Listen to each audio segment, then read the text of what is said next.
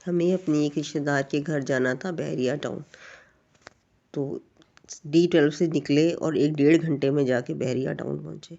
بحریہ ٹاؤن کا بھی آخری سرا فیز 8 اسلام آباد۔ چلتے چلتے چلتے ہماری تو گاڑی میں بیٹھے بیٹھے ہی ہم لوگ تو تھک گئے۔ جب ہم وہاں پہنچے اور ان کے گھر کے آگے پہنچے تو ان کا گھر باہر سے ہی دیکھ کے دل خوش ہو گیا۔ پھر ہم اندر داخل ہوئے تو بہت ہی پیارا گھر لگا، ماشاءاللہ اتنی خوبصورت انٹرنس تھی کہ گھر میں داخل ہوتے ہی رستے کی کوفت بھول گئے۔ پھر ہم گھر کے اندر گئے، گھر بہت ہی پیارا تھا، اتنا اچھا طریقے سے انہوں نے رکھا ہوا تھا۔ اکیلی خاتون، بوڑھی 70 سال کی خاتون، لیکن وہ گھر اتنا صاف ستھرا کہ اگر کہیں بھی آپ انگلی لگا کے دیکھیں تو گرد نہیں تھی۔ گھر کا نقشہ انتہائی خوبصورت تھا، پہاڑی کی سرے پہ اونچائی پہ وہ گھر واقع تھا اور بہت ہی پیارا تھا۔ آخری گھر تھا تو سارا نظارہ نظر آتا تھا، بلکہ دور سے اڈیالہ جیل بھی دکھائی دیتی تھی۔ بہت ہی پیارا سین تھا، بہت ہی اچھا گھر تھا۔ انہوں نے اس گھر کا نقشہ بہت اچھا تھا، پھر صفائی ستھرائی بہت اچھی تھی، تھوڑا سا سامان تھا لیکن بہت طریقے سے رکھا ہوا تھا گھر کا۔ انہوں نے ہمیں پورا گھر دکھایا، بہت صاف ستھرا، لگتا نہیں تھا کہ یہ ایک خاتون نے اکیلی نے مینٹین کیا ہوا ہے، یوں لگتا تھا جیسے بڑے دل سے صفائی کرتی ہیں۔ صفائی والے آتے ہیں کر جاتے ہیں لیکن وہ خوبصورتی، نفاست اور سلیقہ نہیں پیدا ہوتا ایک ملازم کے ہاتھ میں جو گھر والی جب تک خود توجہ نہ دے۔ لگتا تھا انہوں نے اپنے گھر کو بہت پیار سے رکھا ہے، کہیں بھی انگلی لگائیں گھر میں کہیں گرد نہیں تھی۔ اتنا بڑا گھر ہو، پہاڑی کی ٹاپ پہ ہو تو گردہ تو آ جاتا ہے۔ 10-11 بجے ہم گئے تھے، کہیں بھی ذرا سی بھی گرد نہیں تھی۔ کچن جو تھا وہ اوپن تھا، لاؤنج میں تھا اور لاؤنج کی کھڑکیاں جو تھیں وہاں کھلتی تھیں، پوری دیوار شیشے کی تھی لان میں۔ اور لان میں بھی انہوں نے نا سٹیپس تھے، اگر آپ نیچے اتر کے جائیں تو سیدھا لان نظر آتا تھا، اور چونکہ وہ گھر آخری سرے پہ تھا تو اس کا لوکیشن بہت پیاری تھی، تو خوبصورت لگ رہا تھا۔ لان کے اندر پوری دیوار انہوں نے ایک لاؤنج اور ایک بیڈ روم اور ڈرائنگ روم وہ لان میں کھلتی تھی، اور سیڑھیاں اتر کے نیچے لان میں چلے جائیں۔ لان میں بھی انہوں نے بہت پیارا سا فش ہاؤس بنا رکھا تھا جسے ہم ایکویریم کہتے ہیں، لیکن انہوں نے زمین پہ اس سے پتھروں سے بنایا تھا، صرف اس کا جو فرنٹ تھا وہ شیشے کا تھا، اور باقی بہت ہی مطلب نیچرل سا لگ رہا تھا۔ بڑی بڑی مچھلیاں رکھی ہوئی تھی، لان اتنا پیارا تھا، گھاس اتنی سبز تھی، ذرا کوئی تنکا نہیں تھا۔ ہم لوگ بغیر بتائے گھر تھے، اس کے باوجود گھر بہت صاف اور بہت مینٹینڈ تھا۔ لان بھی اتنا مینٹینڈ تھا کہ بس دیکھنے کو دل کرتا تھا، سبزی الگ لگی ہوئی تھی۔ جب ہم ان کے گھر پہنچے تو ان کو دیکھ کے اتنی خوشی ہوئی۔ قصہ یہ ہے کہ ہم ان کو بہت عرصے سے جانتے ہیں، ہم انہیں تقریباً 40 سال سے جانتے ہیں۔ انہوں نے اپنا بچپن اپنے ماں باپ کے ساتھ گزارا تھا، سب سے چھوٹی تھیں، اس لیے ماں باپ کے ساتھ رہنا زیادہ وقت نصیب نہیں ہوا، اور ان کے ماں باپ کے انتقال ہو گیا تو اپنے بھائی کے گھر آ گئیں۔ سب بہن بھائیوں میں سب سے ہوشیار تھیں اور بہت ہی منتظم قسم کی تھیں، سارا گھر انہوں نے ہولڈ کر رکھا تھا۔ ان کی بڑی بہنیں بھائی اتنی ان میں صلاحیتیں تھیں کہ ان بڑی بہنوں بھائیوں کے آگے سے یہی کام کرتی تھیں، وہ خاموش ہی رہتے تھے۔ سب کام ان کے مشورے سے ہوتے تھے، بہنوں کے کپڑے کیسے بننے ہیں، بہنوں کے جہیز کے لیے کیا خریدا جائے گا، گھر میں کیا چیز آنی ہے، کیا پکنا ہے، کیا کرنا ہے، سب معاملات یہی دیکھتی تھی اور پوری طرح گھر پہ حاوی تھی۔ تو بڑا اچھا رکھا ہوا تھا انہوں نے اپنے گھر کو۔ غرضی ایک عقل مند خاتون تھی۔ پھر بہنوں کی شادیاں ہو گئیں اور بھائی ان کے باہر چلے گئے، ایک بھائی اور بہن یہ لوگ رہ گئے۔ تب بھی انہوں نے نا اپنے گھر کو بہت اچھا رکھا تھا، بھائی کے ساتھ بہت اچھا سلوک تھا۔ پھر بڑے بھائی کی شادی ہو گئی۔ اب جب شادی ہوئی تو پھر بیچاریوں کے حالات بدل گئے۔ ان کی جو بھابھی تھیں وہ انتہائی سمجھدار اور سلیقے والی خاتون تھی، وہ ایک اونچے گھرانے سے تعلق رکھتی تھیں، اور وہ یہ حالانکہ عمر میں ان سے بڑی تھیں لیکن رشتے میں تو وہ بڑی تھیں نا، تو انہوں نے اپنے سارے گھر کا چارج ان سے لے لیا۔ یہ مجھے لگتا ہے کہ تھوڑی زیادتی ہوئی، چارج نہیں لینا چاہیے تھا۔ یہ اپنے آپ کو بہت انفیریئرٹی میں مبتلا ہو گئی نا، کمپلیکس میں، تو انہیں ایسے لگنے لگا کہ جیسے ان کی حیثیت ہی ختم ہو گئی، اور یہ واقعی میں نوکرانی بن گئی۔ کہاں یہ رانی تھیں، پھر نوکرانی بن گئی۔ بھائیوں کے بچے ہونے لگے، 4-5 بچے ہو گئے، انہوں نے سب بچوں کو پالا پوسا، گھر کے کام بھی کرتی تھیں۔ میں نے انہیں بچوں کی پوٹیاں تک صاف کرتے دیکھی۔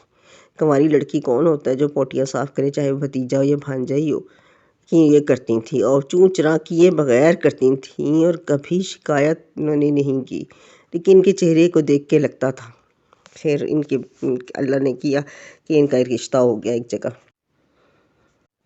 جس جگہ ان کا رشتہ ہوا وہ کوئی بہت زیادہ پڑھا لکھا شخص نہیں تھا، کسی اچھی جاب پہ نہیں تھا، کوئی بہت پیسے والا نہیں تھا، جائیداد تھی لیکن ہاتھ پلے کچھ نہیں تھا، معمولی ملازم تھے، شریف آدمی تھے، شرافت کی بیس پہ رہیں۔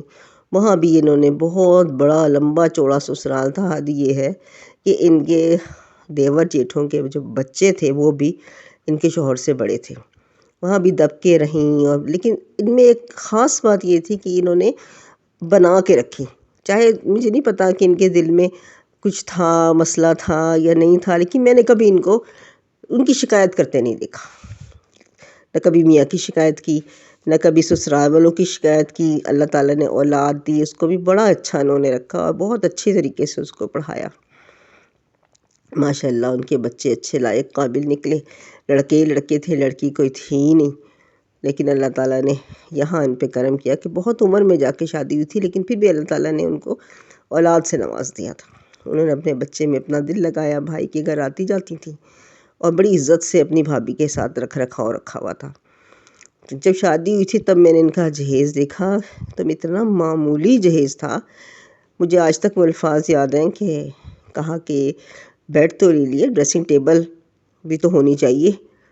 تو ان کی جو بھابھی تھی ان کی رشتہ دار نے کہا کیوں الماری نہیں دے رہے لوہے والی، اس میں شیشہ نہیں لگا، ڈریسنگ ٹیبل کی کیا ضرورت ہے؟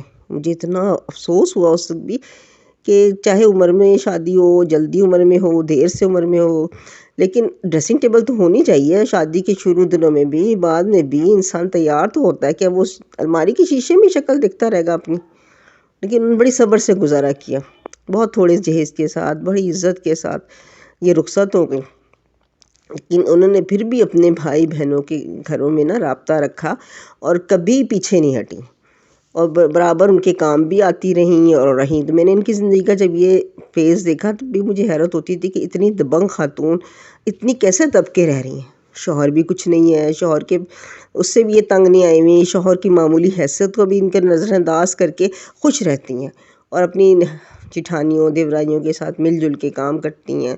کبھی میں نے ان کے منہ سے شکوہ نہیں سنا۔ یہ جب بھی ملتی بہت اچھی طریقے سے ملتی، کبھی ان کے چہرے پہ میں نے کوئی غصہ، کوئی تلخی، کوئی سیاہی، کوئی حسد، کوئی جلن نہیں دیکھا۔ بڑا فریش چہرہ، اپنے حالات میں خوش، توکل، یغنائیت، جو سمجھ لیں ہر چیز ان پہ ختم تھی، ورنہ لوگ حسد میں، کڑھن میں جل کے چہرے پہ نشان آ جاتے ہیں، رنگ سیاہ پڑ جاتا ہے، پتہ چلتا ہے، مزاج تلخ ہو جاتا ہے، لیکن اس عورت کے چہرے پہ کبھی کوئی تلخی، اس کے لہجے میں کوئی تلخی کبھی نظر نہیں آئی۔ مجھے اسی چیز نے بہت زیادہ انسپائر کیا تھا۔ پھر وقت گزرتا گیا، بچہ جوان ہو گیا، ان کا جو بیٹے تھے وہ اچھے قابل نکلے، اور ان کے شوہر کا انتقال ہو گیا۔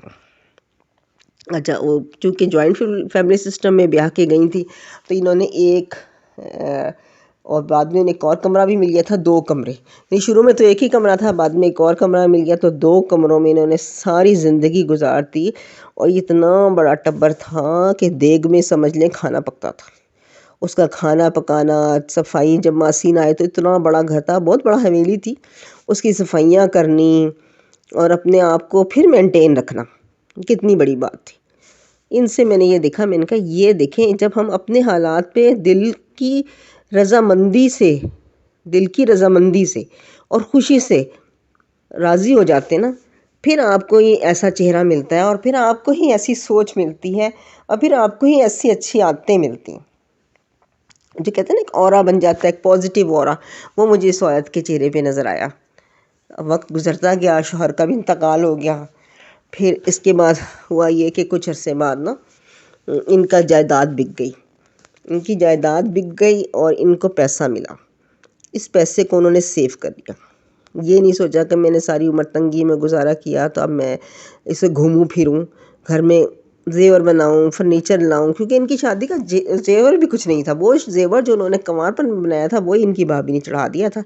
اپنی طرف سے کوئی اچھا زیور، کوئی اچھا جہیز کچھ بھی نہیں دیا، معمولی انتہائی معمولی گھرانے میں شادی کرتی تھی۔ یعنی گھرانہ تو اچھا تھا، شریف تھے، سب کچھ تھا، لیکن پیسے والے اور تعلیم یافتہ شوہر نہیں تھے ان کے۔ انہوں نے اس میں بھی قناعت کی، اس کو بھی اپنا مقدر سمجھا اور راضی بر رضا رہیں۔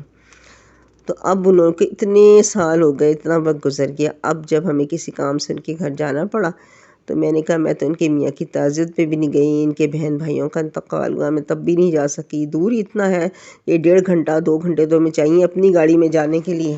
تو پھر ہم گئے وہاں، میں میری بہن تھی، میرا بھائی تھا، ہم لوگ گئے، ہم نے جب یہ گھر دیکھا ان کا، اور گھر کو دیکھ کے اتنی دلی خوشی ہوئی، میں نے کہا اللہ تعالیٰ نے نا ان کی ساری عمر کی جو مشکلیں تھیں آسان کر دیں، اللہ تعالیٰ نے ان کو اس دنیا میں اچھا گھر دیا، اللہ تعالیٰ نے آخرت میں بھی اتنا ہی اچھا گھر ہے، اس سے بھی بلکہ بہترین۔ یہ تو دنیاوی چیز ہے نا، آخرت کی زندگی تو ہماری آنکھوں کے سامنے ہی نہیں ہے۔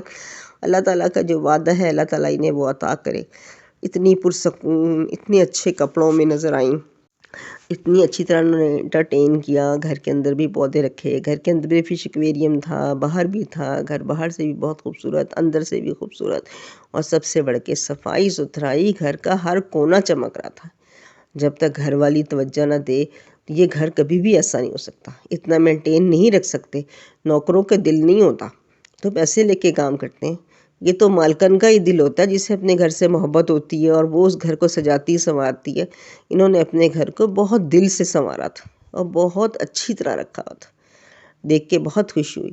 بس مجھے تو یہی لگا کہ اللہ تعالیٰ نے ان کی ساری، انہوں نے جو صبر کیا، ساری عمر صبر کیا، اور انہوں نے کبھی بولی نہیں۔ دیکھیں جب کوئی دل کو تکلیف پہنچے نا تو زبان پہ ضرور آ جاتی، یہ بولی نہیں، بہت اچھی طرح انہوں نے گھر کو رکھا، مینٹین کیا۔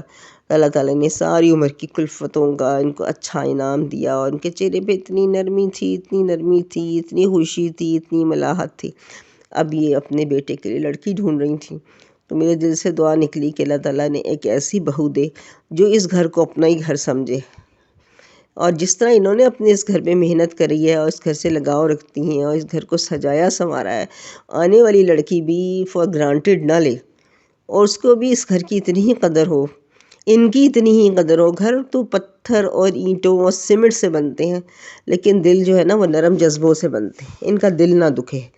جتنی تکلیفیں انہوں نے اٹھائی ہیں، اللہ تعالیٰ ان کو بہترین بہترین بہو اور بچے اس کی عطا فرمائے، اور ان کی تمام مشکلات کو دور فرمائے، اور جب یہ اس دنیا سے رخصت ہوں تو مطمئن ہوں، خوش ہوں۔ جتنی زندگی کاٹی تھی، جو تکلیف جنہوں نے ان کو کوئی پہنچائی، وہ انہوں نے اس کا بدلہ دنیا میں دیکھ لیا، اور جو انہوں نے صبر کیا اس کا انعام میں نے اپنی آنکھوں سے ان کو دیکھ لیا۔ اللہ تعالیٰ انہیں ہمیشہ خوش رکھے۔